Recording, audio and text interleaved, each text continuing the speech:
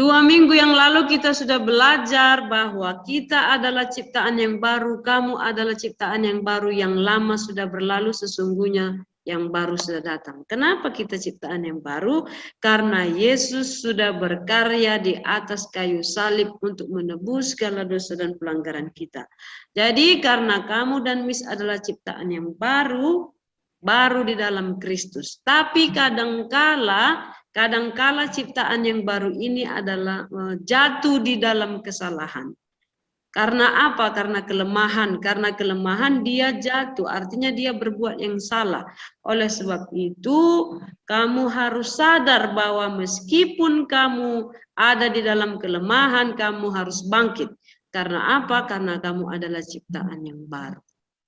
Itu tadi. Karena kita kan masih di dalam daging. Kita berjuang terus, berjuang supaya setiap hari menjadi lebih baik, lebih baik, lebih baik, karena Tuhan akan membantu kita menjadi manusia yang lebih baik, lebih baik dalam sikap, dalam perkataan, di dalam karya-karya kita, ya. Tetapi perlu diingat, ya, ada yang harus diingat. Teman-temanmu juga adalah ciptaan yang baru, tapi kadangkala dia ada dalam kelemahannya, dia jatuh ke dalam kesalahan. Dia melakukan kesalahan karena kelemahan. Jangan cepat-cepat langsung menghakimi teman kita itu jahat, nakal, ya, gak berguna, kita bilang pula seperti itu. Tidak boleh, karena kita harus ingat juga bahwa dia juga adalah ciptaan yang baru seperti kita. Kita juga kalau kita ingin berbuat baik, tetapi kadangkala yang jahat yang kita lakukan, kamu harus bangkit, ya, bangkit, jangan putus asa, belajar untuk lebih baik. Hari ini harus lebih baik dari hari kemarin, dan hari esok harus lebih baik dari hari ini, ya. Oke, sekarang Miss akan tampilkan dulu, coba kamu lihat gambar biji-bijian ini, yang mana yang kamu suka nanti, ya. Tahu sama Miss mana kamu suka gambar-gambarnya. Siapa yang tahu ini biji-biji apa ini? Kelihatan nggak ini biji? Ini Miss tahu, ini kacang hijau. Yang ini kacang merah. Kacang merah. Kacang merah ini terlalu besar ini. Ini bukan kacang merah, ini kacang apa ini? Kacang untuk sup itu, ya, kacang merah. Oke. Yang ini apa ini? Nggak kelihatan ini biji apa ini? Jagung. Oke. Yang ini nggak tahu kita biji apa, ada yang tahu ini? Apa itu? Kayak pil, Miss. Nah, ini semua biji-bijian ini, nggak tahu kita entah biji apa ini. Tapi ketahuannya kalau dia apa? Kalau dia tumbuh, ya. Kita lihatlah dulu, ya, ini. Ini tahu kamu pohon apa ini? Anggur. Pohon anggur. Pohon anggur ini berbuah, ya, buahnya lebat pula ini. Udah itu rendah-rendah lagi. Apa? Bisa dipetik gitu, ya. Oke, lanjut. Ini Mangga. Buah lebat, ya. Buahnya lebat walaupun dia masih hijau, belum matang, ya. Masih. Oke, yang ini? Jeruk. Ya, buah jeruk. Oke. Yang ini? Bedakan, ya. Ini daunnya agak banyak ini. Daunnya banyak, ya. Buahnya juga banyak juga. Yang ini nggak punya daun, ya. Sedikit daunnya. Tapi buahnya besar-besar kali, kuning-kuning lagi. Oke. Oke, yang ini pohon ara. Pohon ara begini rupanya pohon ara yang di Israel. Yang waktu itu pernah Yesus lewat. Ketika dia lewat tempat itu, dilihatnya pohon ara tidak berbuah. Seperti ini. Yesus lewat, dilihat pohon ara tidak berbuah. Lalu dikutuknya pohon ara itu. Kamu tidak akan berbuah sampai selama-lamanya. Katanya begitu. Akhirnya besoknya pohonnya kering, mati. Ya, kalau yang berbuah dia begini. Nah, biasa nih dipetik, diambil. Rupanya pohon ara buahnya di batangnya, ya. Ini. Oke. Pohonnya besar, berbuah di batang. Yang ini hanya daun-daun aja, enggak ada buahnya. Daun-daun aja lebat. Yang mana kamu suka, Angelo? Yang ada buahnya atau yang hanya daun-daun yang lebat ini? Yang ada buahnya lah. Kenapa? Bisa dimakan atau dijual. Bisa dimakan atau dijual, berarti kamu suka menikmatinya gitu ya? Iya. Kamu Lebih cantik suka, juga, Miss. kamu suka karena bisa dinikmati.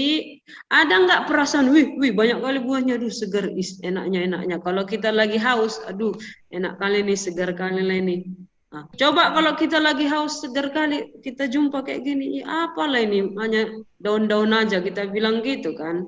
Petania, kamu suka yang mana? Yang ada buahnya atau yang kosong-kosong nggak ada buah? Mana yang kamu suka? Yang ada buahnya, Miss. Yang ada buahnya, kenapa?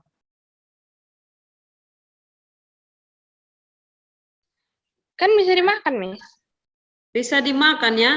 Berarti kamu suka karena bisa dinikmati. Si Angelo bilang bisa dijual, mendapat penghasilan. Selain dimakan dapat penghasilan. Oke, sekarang Miss tanya. Kalau kamu suka buahnya, rupanya buahnya ini busuk. Gimana? Masih suka? Enggak lah, Miss.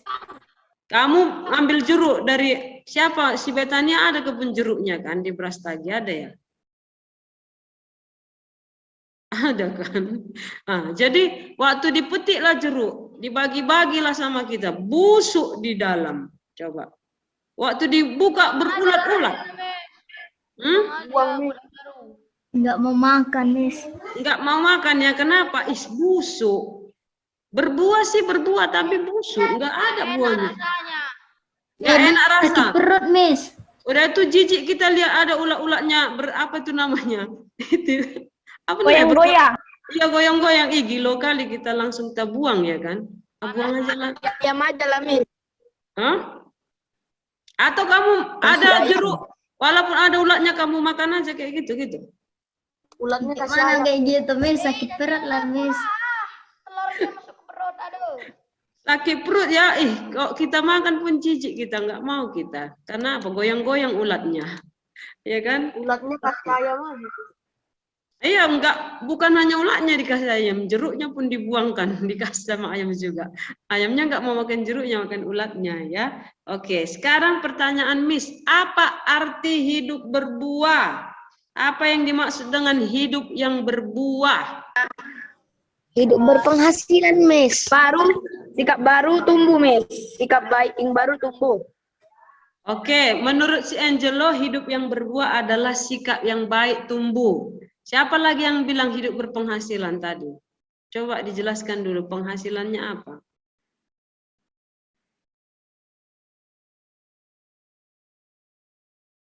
Hidup yang berbuah artinya hidup yang menghasilkan. Iya betul. Apa yang dihasilkan dari hidup kita?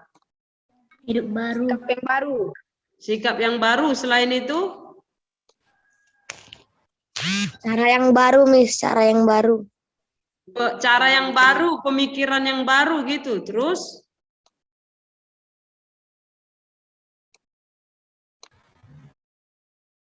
Tadi kan buah bisa dinikmati kan? Bukan hanya kamu yang menikmati. Orang lain juga menikmati buah anggur. Lewat orang itu dipetik, makan. Enak ya, manis sekali ya. Tapi kalau ada yang busuk dibuang ya. Jadi hidup kita menghasilkan buah. Berarti ada yang bisa dinikmati. Apa yang bisa dinikmati? Dari apa kita? Dari sikap, betul. Dari perbuatan kita, betul. Terus? Dari perkataan kita bisa dinikmati orang lain. Bagus sekali dia ngomong ya. Kalau dia bicara, aduh segar kali perasaan ini. Tapi kalau bicara dia udahlah, lari langsung semua orang. Gak bisa dinikmati. Busuk, semua yang keluar busuk, pun binatang semua. Ya entah apa lagi dikeluarkan semua, busuk semua. Ya, karena dia berbicara mengutuki orang. Menghakimi orang, itu enggak menghasilkan. Itu menghasilkan buah tapi buah yang busuk, ya. Kemudian apa lagi kira-kira? Perbuatan, perbuatannya perbuatan baik. Dia perbuatan baik, bertobat ya, buah pertobatan. Dulunya nakal jadi baik, bisa dinikmati orang. Heran orang tuanya.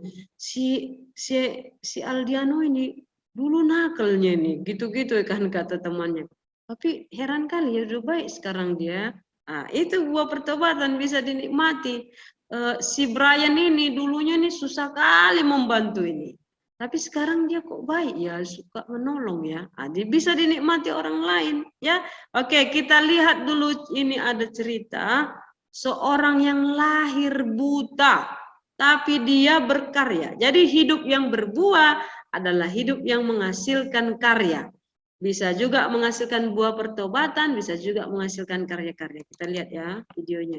Ya, jadi kalau kita lihat dia lahir tahun 1800-an, 1820 ya, meninggal 1915. Tapi karyanya sampai sekarang kita nyanyikan itu di gereja. Kalau yang gereja Protestan sering nyanyikan itu ya. Mampirlah dengar doaku. Ada beberapa yang kita tahu itu lagunya tadi disebutkan ya. Sampai 900 himne, lagu-lagu pujian kepada Tuhan. Dia tulis lagu kayak gitu, Miss. Iya. Karena dia sudah terbiasa dari sejak kecil, umur 8 tahun, sudah diperkenalkan untuk menghafal ayat Alkitab.